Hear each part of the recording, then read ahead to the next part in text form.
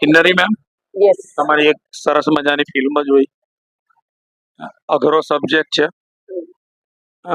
સબ્જેક્ટમાં તમારો રોલ એટલો નથી, પણ જે સમજૂતીની રીતે ક્લાઇમેક્સમાં તમારો રોલ આવ્યો અને એઝ અ કેસને હેન્ડલ કરીને ક્લાઇમેક્સ જે આપ્યો, તો ફિલ્મ વિશે તમારા પર્સનલ વિચારો જણાવો.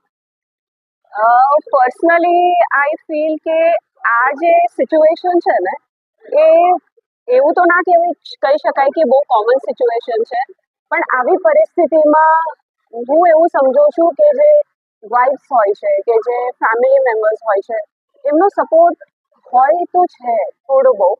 અને ઓફકોર્સ ઇટ ઇઝ પેઇનફુલ. આ એટલું ઇઝી નથી કે પોતાના ચાહીતી વ્યક્તિને આમ આવી રીતના તમે કહો કે ના તું મારો નહીં, પણ બટ અઘરું છે, પણ ઇમ્પોસિબલ નથી. અને પ્રેમ એક એવી વસ્તુ છે જે છૂટી મૂકવાની વાત છે. તો આ જે આપણી પિક્ચર છે એ આ બધી વસ્તુઓના ઇમોશન્સને બહુ સારી રીતે દર્શાવે છે. પ્રેમ કે ઇન્ટિમેટ સીન કદાચ તમે પોસ્ટર જોઈને એવું લાગતું હશે કે ફિલ્મમાં ખાલી આ વસ્તુ છે, કે ખાલી એલજીબીટીક્યુ રિલેશનશિપ પર ફિલ્મ છે. It is not like that. Film is all about the emotions. I personally feel કે સિનેમા જે છે એ આપણા હ્યુમન બિહેવિયરને રિફ્લેક્ટ કરે છે, સોસાયટીને રિફ્લેક્ટ કરે છે. This is a part of society. So બસ એ જ બતાવ્યું છે, અંદરના ઇમોશન્સ અને બહારના એક્સપ્રેશન્સ. સો યા. એક પર્સનલ સવાલ પૂછું છું તમને, એને પૂછું છું. હું જૈન છું, તો રીલ જોઈને ગભરાઈ ગયો હતો કે યાર આજે વોમિટિંગ થઈ જશે, ફિલ્મ નહીં જોઈ શકું. અમુક સીનમાં મેં આંખો બંધ કરી દીધેલી. પણ આ જે સબ્જેક્ટ તમે કહેવા માંગતા હતા, એ આ માછલી, જે માહોલ તમે માછલીઓને લઈને બનાવ્યો, એ જ વાર્તા બીજા માહોલમાં જસ્ટિફાય કેમ ના થઈ? ઓકે, એનો જવાબ એવો છે કે આપણે ગુજરાતને ઓફકોર્સ ગુજરાત છે અને ઘણા બધા ગુજરાતીસ છે જે નોનવેજ નથી ખાતા, જે માછલીઓથી આઈ મીન્સ વોટએવર જોઈને બી આપણને એવું ચડે કે અરે રે શું છે.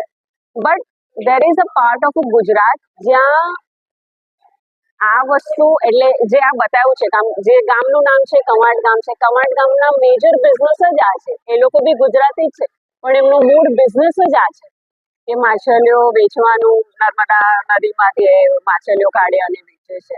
તો મને એવું લાગે છે કે ગુજરાતી ખાય બી છે, પીવે બી છે અને બધું જ છે. But it is just because કે મેજર પાર્ટ નથી ખાતું, દેટ ડઝન્ટ મીન કે જે વર્ક છે બીજું એ નથી ખાતું. બસ એ જ છે કે આને થોડુંક એવી રીતના બતાવ્યું છે જ્યાં વધારે આનો બિઝનેસ થાય છે અને રોજ બરોજ ખાવામાં આવે છે. That's it. It is very normal thing. It is just happening because આપણે નોર્મલી આ વસ્તુ સિનેમામાં નથી જોઈ. રોજિંદી જિંદગીમાં આપણે જોઈએ છે, જોતા હોઈએ છે, પણ સિનેમામાં જોઈએ ત્યારે એવું લાગે કે બહુ વધારે છે. એટલા માટે કદાચ પેલું એવું લાગતું હશે કે બહુ બધું માછલી થઈ ગયું. બટ જે માણસનો બિઝનેસ જે હોય એ તો દિવસ રાત એ જ કરવાનો. જોડે થિયેટર કરતા જ છે, એક જ કોલેજમાં ભણતા હતા અને અમારી ઘણી વખતે એવી ચર્ચાઓ થતી હતી કે ગુજરાતી ઇન્ડસ્ટ્રી કેમ દર વખતે બહુ શું કહેવાય સ્ટીરિયોટિપિકલ થઈ જાય છે. આખી દુનિયા માટે આજે બોલિવૂડમાં પણ કોઈ ગુજરાતી ફેમિલી રિપ્રેઝેન્ટ કરવું પડે તો બહુ એટલે પેલું કાઠિયાવાડી ડાયલેક્ટ પકડાવે, ગરબા, ઢોકલા, જલેબી એની જ વાત કરે. અને બહુ જ આપણે એક ઈર્ષા હતી કે ભાઈ કેમ આપણે કોઈ બીજા સબ્જેક્ટ, સેન્સિટિવ સબ્જેક્ટ કે કોઈ પણ અલગ વિષય પર વાત નહીં કરી શકતા. કરીએ ને, ટ્રાય તો કરીએ. તો એ વર્ષોથી વાત ચાલતી જ હતી અને જ્યારે આવો ચાન્સ મળ્યો મને, એટલે મને જ્યારે રોહિતનો ફોન આવ્યો કે ભાઈ આવો એક રોલ છે, I was more than happy to do it. Because મને એવું લાગે છે કે આ જે વાર્તા છે બહુ જ નોર્મલ છે.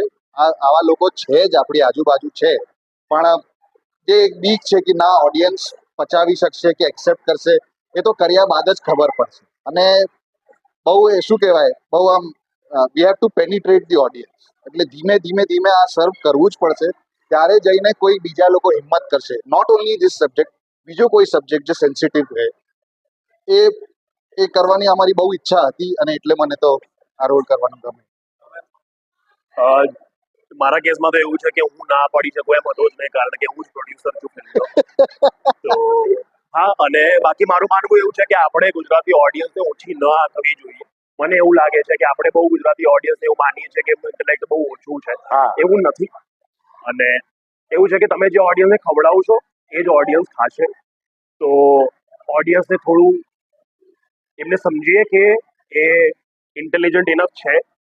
ભલે અત્યારે જોવા નહીં આવે, ભલે આઉટ એન્ડ આઉટ આવીને થિયેટરમાં ન જોવા આવે, એ લોકો ઘરે બેસીને જોશે જ. અને આપણી ફિલ્મ તો ઘરે જ અવેલેબલ છે જ, બધાના ફોનમાં છે જ. તો યસ, ઓડિયન્સ ઇન્ટેલિજન્ટ ઇનફ છે એટલે એ જોશે. આજે આપણે ફિલ્મ રિલીઝ કરતા નથી, વેબસાઇટ ઉપર મૂકીએ છીએ કે તમે જે કીધું. આ એક ફિલ્મ એવી છે કે કલાત્મક રીતે બધા લોકો જોશે, પણ એની ચર્ચા કરવાનું ટાળશે. મને ગમી છે એવું બોલવામાં બી ક્યાંક સંકોચ રાખશે. હજી હું માનું ત્યાં સુધી આપણે એટલા પરિપક્વ નથી થયા. તો તમારા તરફથી કોઈ એવા સમાચાર હંમેશા મૂકજો કે આજે આટલા લોકોએ જોઈ, આજે આટલા લોકોએ જોઈ. ચર્ચા કરતા ડરશે, પણ આંકડો મોટો હશે, મારું આવું અનુમાન છે. તમે શું કહેશો? જો અમે તો ઈચ્છીએ છીએ કે વધારેમાં વધારે લોકો સુધી પહોંચે જ. અને અમે એ પણ ઈચ્છીએ છીએ એની સાથે સાથે કે લોકો વાત કરવાનું ટાળે નહીં. જેટલા લોકોએ જોઈ છે પોતાનો અભિપ્રાય આપે. નથી ગમી કેટલી વધારે નથી ગમી, જો ગમી છે તો કેટલી ગમી છે, બંને જ વસ્તુ જાણવી છે અમારે. તો એવું છે જ નહીં કે ખરાબ રિવ્યુ નથી સાંભળવા. બધું જે જ એમના મનમાં આવ્યું છે અમારે સાંભળવું જ છે. અને ઓનલાઈન રિલીઝનું કારણ પણ એક જ છે કે અનસેન્સર્ડ ફિલ્મ અને જે અમે બનાવ્યું છે એ જ ઓડિયન્સ સુધી પહોંચે. તો મૂવી સેટ નામના મેં પ્લેટફોર્મ જોયું, પર છે જ. ઘણા બધા રિવ્યુ લખતો હોઉં છું, કદાચ તમને મારા વિશે ખ્યાલ નહીં હોય. બહુ કલાત્મક રીતે જબરજસ્ત ફિલ્મ છે, પણ આવા સબ્જેક્ટને જ્યારે માર્કેટિંગના લેવલથી અડવું ને, એટલે હાથમાં બોમ્બ પકડવા જેવું. પૈસા વસૂલ, પૈસા મળી જશે એવા ઈરાદાથી આવી ફિલ્મો ના બને. એવોર્ડ માટે અથવા તો કંઈક નવું આપવું છે, અથવા તો કોઈ એવા વિષયની દર્દને પ્રસારિત કરવું છે કે યાર આ લોકો બી એક જીવન છે.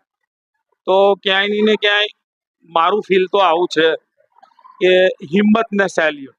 થેન્ક રોહિતભાઈ, તમારી એક ફિલ્મ જોઈ, કટલા કરી. હા.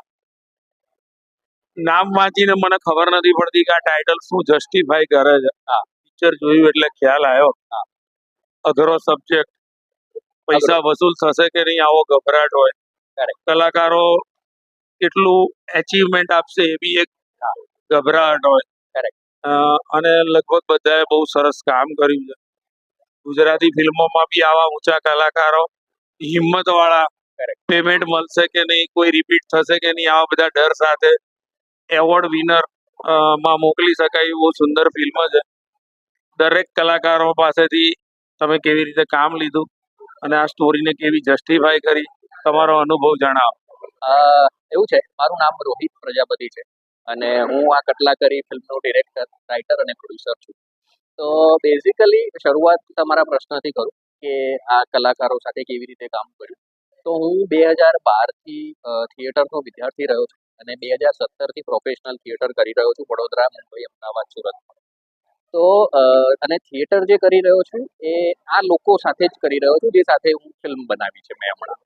તો થિયેટર કરતાં કરતાં મારો અને એમનો રેપો એ પ્રમાણેનો છે, મારી કેમિસ્ટ્રી એ પ્રમાણેની છે કે જ્યારે કોઈક સબ્જેક્ટ અથવા તો કોઈક વાર્તા મગજમાં આવી કે આ વાર્તા લોકોને કહેવી છે અથવા તો આ વાર્તા પર કશું બનાવવું છે, તો એના પછીના બાકીના બીજા પરિબળો છે જે તમે કીધા, જેમ કે પૈસા છે કે રિપીટેશન છે કે કોણ બોલાવશે ને કોણ જોશે, એ બધું થોડુંક સાઈડમાં રહી જાય છે. કારણ કે નાટક એવી રીતે જ કર્યા છે અમે લોકોએ.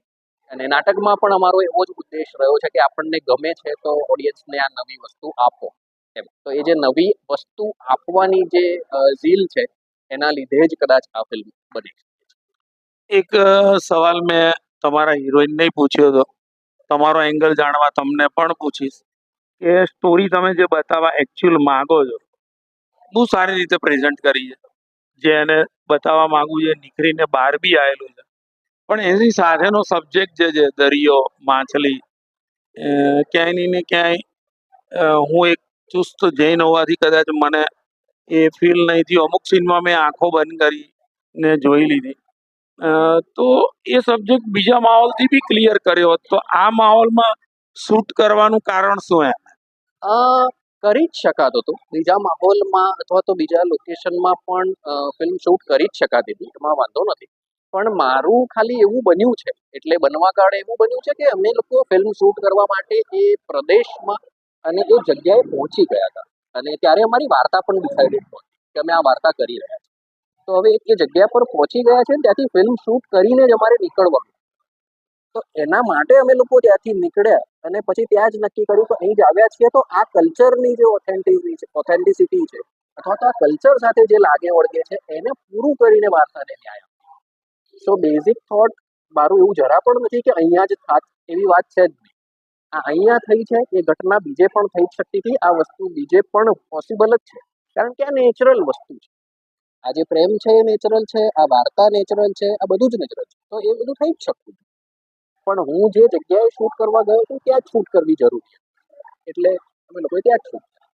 ફિલ્મમાં આટલો ક્લાઇમેક્સ સમજદારી ભર્યો આપ્યો, જાહેર જીવનમાં આવું બનતું નથી. કદાચ આવા કિસ્સાઓ જોડે પણ આવું બનતું નથી. તો થોડા એ એંગલ બી થોડો ક્લિયર ખોલ્યો હોત તો વધારે મજા આવે. ના, આમાં હું થોડોક અભિપ્રાય મારો અલગ છે. એટલે તમે જે કહો છો ને કે આવું બનતું નથી, મારો અભિપ્રાય અને મારો અનુભવ એવો છે કે આવું જ બનતું હોય છે. એટલે આપણી સ્ત્રીઓ, આપણી આજુબાજુની મહિલાઓ અને ખાસ કરીને રૂરલ એરિયાની મહિલાઓ કે જે આ જ પ્રમાણે વર્તે અથવા તો આ જ પ્રમાણે એમનું રિએક્શન હોય, આવું મારું માનવું છે. એટલા માટે જ એવું લખાયું છે અને એવી રીતે પર. થેન્ક યુ, ખૂબ ખૂબ આભાર.